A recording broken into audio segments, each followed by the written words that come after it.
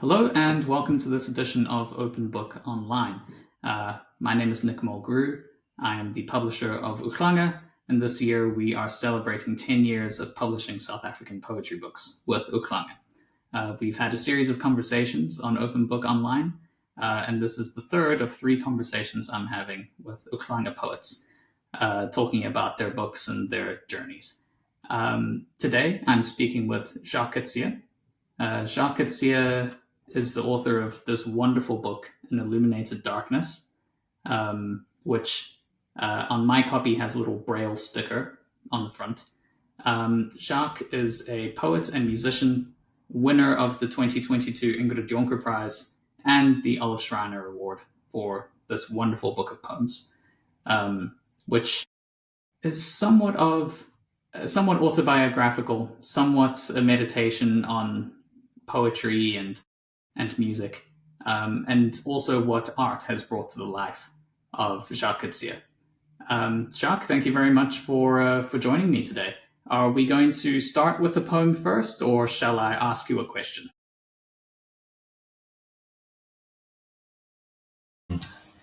Let's start with one poem, maybe. That's always a good idea. It's the opening poem in the collection. It's called Mostly Water. We're mostly water, not solid at all. That's what the travelling man said to me, lifting his full glass absent-mindedly. If you want to stay true to what you are, keep changing. Fixed opinions are the devil's food. I turned to answer him, but he had gone, shifting shapes no doubt, without a pause. Stumbling outside into a pouring rain, I felt my bones dissolve, and I was home. Wonderful. Thank you, Jacques. So there are comparatively very few blind or print-disabled poets in the world, and even fewer are read or award-winning, as you have been. I'm sure that people watching this would be very interested in your experiences as a print-disabled poet, especially the practical issues that you face with not being able to read conventional books. So I'm wondering, how did you come to poetry, and what has it brought to your life?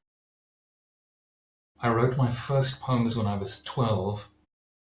I just read probably a now very outdated translation of the Odyssey, and I was reading The Lord of the Rings, and I wanted to conjure a place that was as far away as possible from where I felt I was, sort of a small town, Afrikaans-speaking place, school for visually disabled children. And so I created this kind of mythical world. They were terrible poems, really. I think my mother will probably blackmail me with them one day. Maybe I'll publish them one day. Yeah, exactly. Terrible stuff. Um, and then slowly, I, gathered experiences and learned to write closer to home. That's been the process. And I think to write more consciously as a blind person, which is obviously something I wanted to write myself away from to begin with. I remember a reader that I gave some of my poems to when I was about 25 said, well, why don't you write about being blind? And I wanted to say, well, why on earth would I want to do that? That's the last thing I want to do. And of course, I couldn't have written this book if I hadn't been willing to do that. So, but yeah, poetry books are scarce in Braille. Books in general are quite scarce. There's a movement to change this, but at the moment, it's still difficult, very difficult. A very tiny percentage of all books get put into Braille. There's a lot of stuff available now online, on podcasts, and so on, but it's still difficult. Mhm. It's it's interesting because this is something that we spoke a lot about during the launch of An Illuminated Darkness, which was additionally launched during the pandemic, which was Yes. so challenging for both of us uh, on personal levels, but also with our work. We couldn't have launches or readings, and we were very much in the first months of doing things like this, being able to talk online for public consumption. And that struck me as problematic because, as you say, books printed in Braille, accessibility of books to people who are print disabled or visually disabled, it, it's it's difficult for these books to become uh, easily accessible. We managed to mitigate some of these problems by releasing a free audio version of the collection. It helps that you have a lovely voice. And also making sure that we produced Braille copies, which we did in association with Blind SA. And we sent one to every library and school for print disabled readers at the time in South Africa. I was wondering if it isn't too much, if you could reflect on this time, because the pandemic is an important part of uHlanga's history, but also our collective recent history. It was a very challenging time. I, at that point, I was part of organizing weekly poetry readings, and not having those during the pandemic was very hard. Not having what we would now call an in-person launch for my own book was very hard. But it was wonderful to have this book in Braille. It's interesting when you mentioned the idea of having An Illuminated Darkness available in Braille. I thought, yeah, that's a fine idea.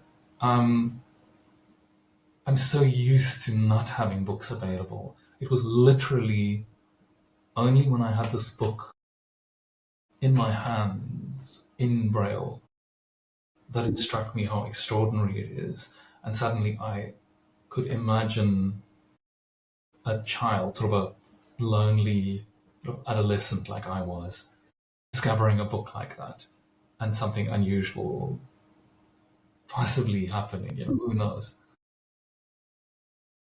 In an otherwise sort of fairly understocked, underwhelming library. So that was wonderful. And then, of course, readings turned out to be quite wonderful. In the pre COVID world, we would have readings in Cape Town, but they were fairly parochial. You could invite people who lived in a suburb close to where the reading happened. Um, and now, suddenly, with Zoom, you can have people read from across the country, from across the world as well, but mostly from all over South Africa. And it's completely transformed my experience of living in this country. The range of people who can influence each other has just grown exponentially. It's the most incredible adventure. It's wonderful because I would say, at least in recent history, you've been a crucial part of Cape Town's poetry community in terms of helping organize these readings. And what you say about the increasing accessibility of online reading groups and the normalization of these online reading groups, whether they're for reading or for sharing poetry or whatever, is fantastic. Um, I would like you to reflect on the role of community. Do you think that good poetry requires a community? And if so, what kind of community? Um, we're a bit parochial, you and I, because we both based our poetry careers in Cape Town, and I'm sure these things are happening in other cities around South Africa and probably elsewhere in Southern Africa. Um, Absolutely, yeah. absolutely. Yeah. I grew up on the image of the solitary romantic poet, walking vast distances and then writing these great works. And when when you look into their lives, for the most part, they had companions. They were part of a community. Wordsworth and Coleridge had each other. Uh, I I think having a community is everything. And one of the most wonderful things that I keep telling poets, one of the things I think that writers of all kinds have to keep hearing is that they're not alone. As readers, as writers, there is a community out there, and I think it really improves one's work. Taking my work to reading every week for pretty much every week for the past 10, 12, 15 years has made me a better poet. And I think it's also useful to have deadlines. If you have an audience, it creates an urgent need to bring them new work. I think it's everything. I think it's the most important thing you can possibly have as a poet. Well, it's good motivation, isn't it? To have readers, no matter how few, but also people who are going to engage with you personally. That's such Oh, a exactly. powerful thing. Yeah. I think it was Seferis who said that, if you have 3 readers, you're a poet. Yeah. I like that. And Maybe it was two or that's three. I think it was 3. Paris Review. I'll have to look at it again. I mean, three is about the average poetry readership. So, um, yeah, it strikes me that you have a good practice going, and I practice as a verb, and that the whole time I've known you, you've been someone who brings new poems to readings. You don't just sit at home, write a few poems, bring the same poems to a reading every time. Every time I've been to a reading of yours, you always bring something new, something you're No, I working mean, on. you can. I mean, when I started going to these things, I had 3 poems. I was Mhm. like a 3-hit wonder, and I would just bring them and keep reading them. And it's a very forgiving. They're forgiving spaces. People don't really mind, but you get exposed to a lot of other people's work, and it inspires you to get better. It's very different. I mean, when I sit on my own and I read or write poems, I get a sense of being part of a tradition. So no matter how bad the poem is, I feel that I'm doing something that people have done for, you know, 3,000 years or more. That's a wonderful feeling. But to go to a poetry reading, you feel that you're part of a particular place, this time and this place, and you have to make sense of it. And it's more troubling, it's more exciting to do that, because you reading your contemporaries. And that's really important. I think that's how, yeah, that's how we get better as poets, is by reading each other. Tradition's a bit of a difficult word for some people, but I like to think of it as our inheritance. And it's this process of going through our inheritance as poets and also practicing it with those that are around us that seems to be the two keys. Yes, I think so, to the things that are close. I mean, that's, as someone who started out trying to write myself away from where I was, I can really see how important it has been for me to write close to home. And in that way, the poems become more urgent. They become more vulnerable. You actually you're actually inviting a reader into the world that you describe. I think that's the most important thing. But and then of course you actually have to leave the house and have experiences. Yes. Take you into a world that's immediately, that's close to you. That's again that's of this place, of this time. I think that's a very good full circle moment for our conversation, because your book in Illuminated Darkness is full of these ventures into the unknown, into that has been known but might have changed, and about some very brave poems in here about living and being in a world which is full of very different people, very different experiences. And you're often quite philosophical takes on your experiences, which I think is why people have loved this book and it has been received so well. And if you haven't read this book, this is this is so good. It is so enjoyable. Jacques, I was hoping that you would be able to finish off our conversation with one or two poems, whichever ones and however many you would like to read. So this one, I thought I'd read this one. It's called The Days of 1999. And then I have a very short one to finish with. The days of 1999. You would come home, already half drunk in the middle of a winter afternoon, would sit down in front of his computer and dream of poems, but never write a word. He would feel the wine course through his body, remember the ebb and flow of the talk at the table where he'd sat, how he'd eased himself into an altered state of being to which he thought the words would surely come.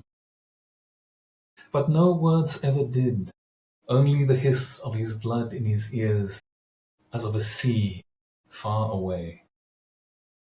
It is because of him that I still write, because of his helplessness, the eager plea of his young body, no longer mine.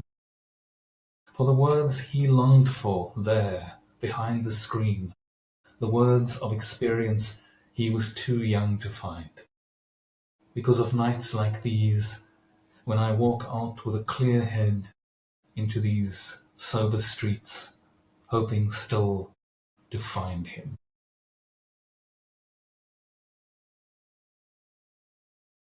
I thought I'd just finish on this fragment called Manifesto. So many things I wanted, but to be hollowed out, to be deepened by experience until I sang more deeply, more clearly. That, in the end, was what I wanted more. The exultant, unpragmatic moment singing itself, saying, here. Wonderful, Jacques. That says so much. Thank you very much for your reading and for this conversation. It's been fun. And thanks to you for watching. This has been another Open Book online conversation. This is the last of 4 in total that we've done for uHlanga's 10-year anniversary of publishing South African poetry books. Look out for other conversations. I am talking to Athambile Masola about her work in isiXhosa and her book Ilifa. I'm speaking to Pieter Odendaal about his work in Afrikaans and translation.